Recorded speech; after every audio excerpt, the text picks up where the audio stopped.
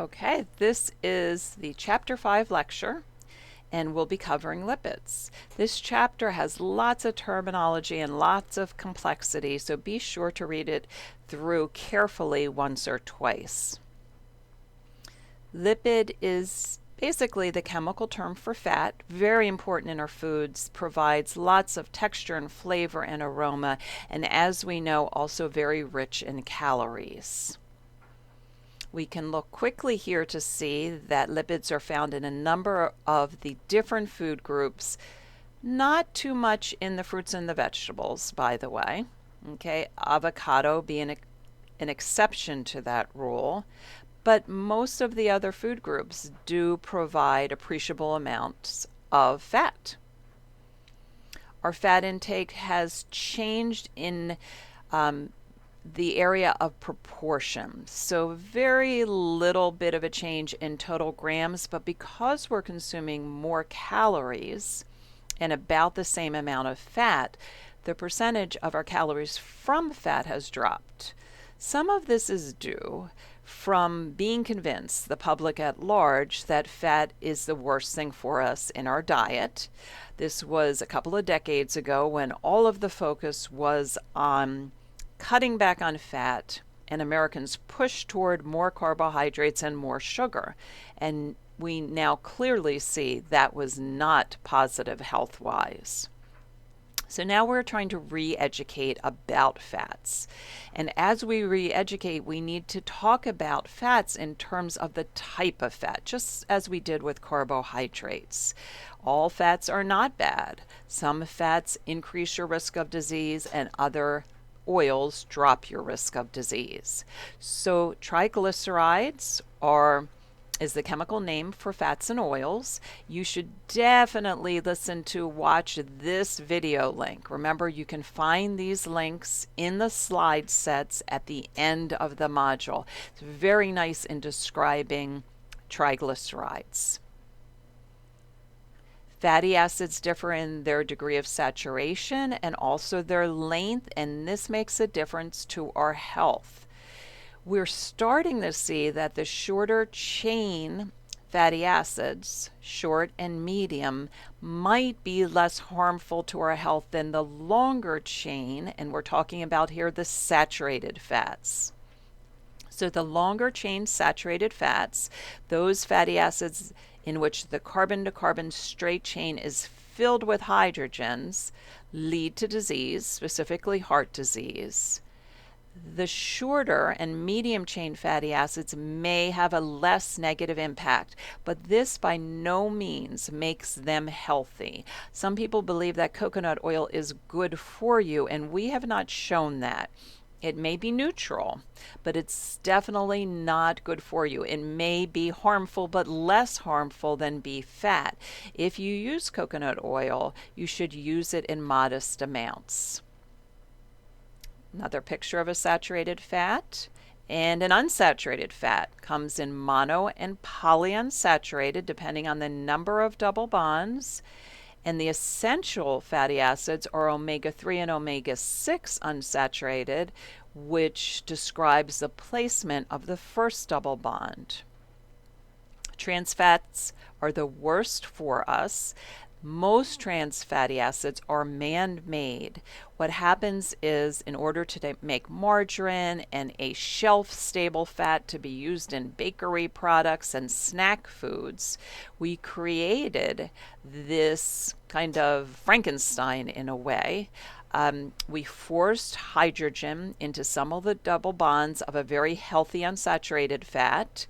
And when we did that, and this can only be done in the lab, not in your kitchen, okay? It happens at very high temperatures, and there needs to be a metal catalyst involved as well. But when we do this, the double bonds twist into a trans configuration, and this is the worst type of fat for us. And we'll talk about how much trans fats you should have in your diet as close to zero as possible, and comparing this to how much saturated fat is allowed, about 20 grams for the average person. So these are the fats most associated with disease. Keep in mind that fatty acids found in food, in the food in particular, so beef fat or olive oil, they are mixed, meaning that we may describe olive oil as being monounsaturated. There's a little bit of omega-6, a little bit of saturated fatty acids in there as well. Phospholipids we'll talk very little about. We don't need them in our diet because our bodies make all we need. Now, they are important to our health, but we make them. Sterols is kind of the same in that our liver makes all the sterol that we need, cholesterol being the one that we're focusing on now. But cholesterol is interesting because in the past, we associated food cholesterol with blood cholesterol. If your blood cholesterol was high, this is a risk for heart disease. The knee-jerk reaction to that was don't eat egg yolks, cut back on cholesterol in the diet. What we now know is that our blood cholesterol is most impacted by the type of fat we're consuming rather than how much cholesterol. So the best thing you can do to lower your cholesterol, food-wise, fat-wise, is take out the trans fat and then the saturated fat, and then much lower on the list, watch your cholesterol intake. Cholesterol is found only in animal-derived foods, as listed here, and it's very high in what are called the organ meats. It's made by the body, so you can have a diet that has 0 milligrams in cholesterol and be just fine. And for some individuals with hereditary issues around cholesterol production, they may be advised to cut back on dietary cholesterol, but the 2015 dietary guidelines clearly stated that this is not something most Americans need to be concerned about. Food sources of cholesterol is here, and as I mentioned, organ meats are quite high. You see liver and eggs. But animal-derived foods, the fattier types, certainly do have cholesterol. No cholesterol in products that come from plants, none at all. Read through the functions of lipid in the body. That's very important. We're meant to have fat on our body. It is necessary. And we absolutely need essential fatty acids in the diet. Be sure to read about essential fatty acids. I wanted to take a bit of a minute here to talk about omega-6 and omega-3 essential fatty acids. They are both very essential and therefore very healthy for us. You can see here by following this kind of flow chart that what happens is that these essential fatty acids are built into eicosanoids, which are important for regulatory functions. Now, the regulatory functions are very different when you compare omega-6 to omega-3. Take a look at this. We need both of these types of fatty acids, but the American diet is very rich in omega-6 and not so rich in omega-3s. And therefore, this balance is tipped toward pro-inflammatory, blood clotting, increased blood pressure. We need more omega-3s in our diet to buffer those effects. Read through lipid digestion. I'm not going to take a lot of time here because there are animations in your textbook. Be sure to take a look at those. We certainly know that we need a emulsifier in order to both digest fat and to carry fat around the body. And we have an emulsifier, and that is bile. Bile is made by the liver, stored in the gallbladder, secreted in the upper small intestine when fat is present. We also need to carry fats around the blood and lymphatic system, And so to make them soluble in those water-based systems, we create lipoproteins. And lipoproteins are bundles of fat with protein on their coat. Proteins are hydrophilic, so this enables the lipoproteins to move through our circulatory system. Now, it just so happens that the type of lipoproteins in circulation predicts your risk for heart disease. So it is important to understand the different types of lipoproteins. And let me tell you right off the bat, LDL and HDL become very important. The LDL, low density lipoproteins, are very high in cholesterol. So they're a product of VLDL, but as the triglycerides are removed, they become mostly cholesterol, and they tend to drop cholesterol into your blood vessels. And the HDL carry cholesterol and phospholipids back to the liver, kind of like garbage trucks clearing the streets. So the LDL are lousy, the HDL are healthy. The LDL are often referred to as bad cholesterol, and the HDL, good cholesterol. Foods do not provide LDL or HDL. Okay, you can't eat foods with HDL in them. Your diet as a whole does impact whether your LDL increases or decreases, and the same for your HDL. And we'll talk about that now. So cardiovascular disease is still the leading cause of death, although cancer and heart disease are running about neck and neck. Be sure to click into some of these links. I have a few links about heart disease in women. That's really important because women tend not to think of themselves as heart disease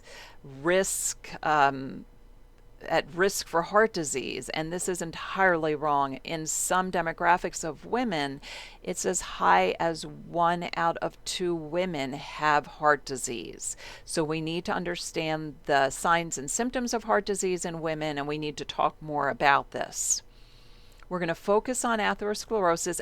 Absolutely watch this link right here, this video.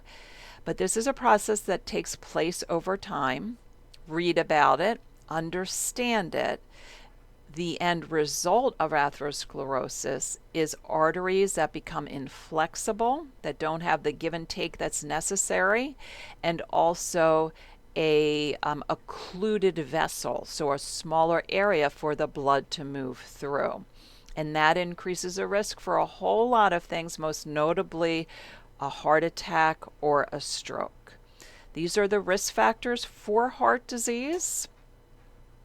Several of them, quite a few actually, are modifiable risk factors, and this is what we get excited about. We can lower the numbers of those with heart disease in this country if we attend to these risk factors. These are the blood lipid levels that your doctor looks at. Be sure to take a look at this, but you won't need to memorize this for the test. I love this chart. I think this is boring looking, but this does a nice job of outlining the factors that increase and reduce risk. I love it because it's current. It not only lists the types of fats, but also that excess sugar, alcohol, and calories increase your risk for heart disease. That's very important to understand. We tend to focus on fat and sodium. Sugars there might be, if we were putting things in order, might be better actually at the top. I also think it's really important that you understand it's not only what you need to take out of your diet, but what you need to put into your diet. More healthy fats. Yes, we need more fats if they're healthy fats. More fiber, B vitamins. Please look at homocysteine in your textbook. I'm not going to go into that, but there is a test question. Homocysteine is an amino acid that's an irritant to the blood vessel walls, and B vitamins actually decrease homocysteine levels. So there are a lot of links on heart disease, and this is why. If we made the changes that you're seeing here, we could drop the numbers who have heart disease. and yet we're not making those changes. So reflect on this a little bit. Think about the types of switches or eat this, not that, that individuals would need to embrace in order to see those changes. Okay, and don't forget the video bites. They really do a nice job. So we focused on heart disease, but fat has been associated with other diseases as well. A study just came out recently that showed that a lower fat diet seemed to decrease the risk for breast cancer and the reoccurrence to a significant amount, or to a significant degree. So it is not only heart disease. Some cancers seem to see a lowering of risk with a lower fat diet. We also know that high fat diets tend to be packed in calories. This isn't always the case, and therefore can lead to obesity. And we'll talk more about fasting and feasting later in Unit 3. Recommendations for fat intake through the life cycle do change. Infants need a whole lot of fat to get the calories they need and to support their developing nervous systems. And then as we get older, we should be consuming less. In pregnancy, there is a lot of attention paid to getting the essential fatty acids for brain and eye development of the fetus. Be sure you understand this math, okay? It is important that you can calculate the percentage of energy from fat or from saturated fat. You'll have to do this in your homework as well, but there is a test question that requires you to understand this math. Some lists that you could refer to learn more about food. I tend to love these how to choose sections because they're very practical. This one is especially good because fat's complicated. You not only have to limit saturated and trans fats, good ideas here, you need to eat more of the healthy fats. I usually snack on some nuts mid-morning. I love avocados, but you can see some ideas here. And omega-3s are especially powerful, so we need to sneak more omega-3s into our diets as well. I'll let you look at these, and remember, as I fly over some slides, you have the slide sets at the end of the unit. They're really helpful for reviewing the unit material. Take a look at the food labels section as well, and I'm going to go rather quickly through these next slides. The whole eggs recommendation has changed recently. We are not, for most of us, limiting eggs or even egg yolks. A couple of eggs a day don't seem to be a problem if the rest of your diet is a healthy one, but take a listen to the couple of videos on eggs. Salmon and other fish, oily fishes, are high in omega-3s. Do read this slide carefully. This shows us that these fatty acids are by no means unhealthy, and in fact, look at all the great things they do for our bodies. So be sure to read about omega-3 fatty acids. Most of us need much more of these fats in our diets. I mentioned nuts before, and it's not just one thing. It's not just they have a healthy fat. They also have fiber and protein, etc., etc. So good slides here. Whole grains, for sure.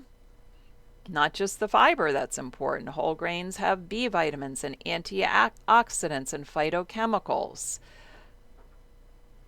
Plant sterols.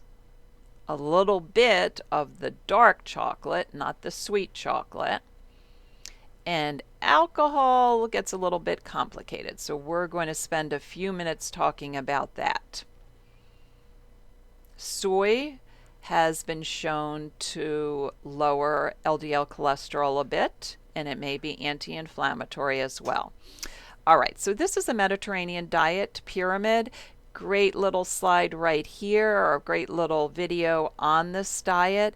It looks a lot like a vegetarian diet with fish, a small amount of chicken, and not much beef. Okay, kind of that pescatarian diet. We'll talk about the wine in moderation. This diet has been shown to be beneficial in lowering the risk of a number of chronic diseases. It's one of the best. Cognitive decline lessening as we get older, helpful for weight reduction. If you're looking for a dietary pattern, not a fad diet, this is a great one. So learn about the Mediterranean diet. Okay, so we need to talk about alcohol. Be sure to click on this link right here and learn about alcohol and cancer, because that's the problem. Okay, we've pushed alcohol for lowering heart disease risk, but we now know that it increases cancer risk. The dietary guidelines use moderation to define how much alcohol should be in our diet, if at all. So if you don't drink, great. If you drink, you should only be drinking in moderation. And that is one of this size drinks for a woman per day and 2 for a man. And you can't kind of save them up and use them on the weekend. That's called binge drinking, and that's unhealthy as well. So a moderate drinker would be someone who has a beer at night or a little glass of wine with dinner. And keep in mind that these are very small drinks. So this is the old-fashioned beer, small glass of wine, little one-shot mixed drink. We know that alcohol has adverse effects, both short-term and long-term. And I'll let you read through this information. We see the impact of chronic alcoholism on an individual's health, on their heart, on their liver, on their pancreas, on their brain. And we now know that alcohol does increase the risk for a number of cancers, mostly GI cancers, but we're seeing this also with breast cancer. We should be telling women to decrease risk of breast cancer that they should drink not only in moderation, but if you have a family history or are especially concerned, to drink rarely. And listen to this video link right here. What about the benefits you've heard about? Well, there is information coming out now that the industry might have swayed the research a little bit. So the strength of everything we've heard may have been inflated. But this is what we base that moderate drinking is good for you on. We see that for those who drink moderately, there is a dip in mortality risk. It's a little bit less than those who rarely drink, but notice clearly that after moderation, the risk goes up. Now, again, there is some doubt being cast on these recommendations. Do a little bit of a good source search, maybe Google Scholar or library search on alcohol and cancer, because it is very eye-opening for sure. If you drink, do it moderately. That would be what I would recommend. If you're able to cut back, cut back. Okay, and this shows you the benefits of moderate drinking and the reasons that we believe there may be an impact on heart health. So it decreases, it thins your blood a little bit. It increases your healthy lipoproteins a little bit.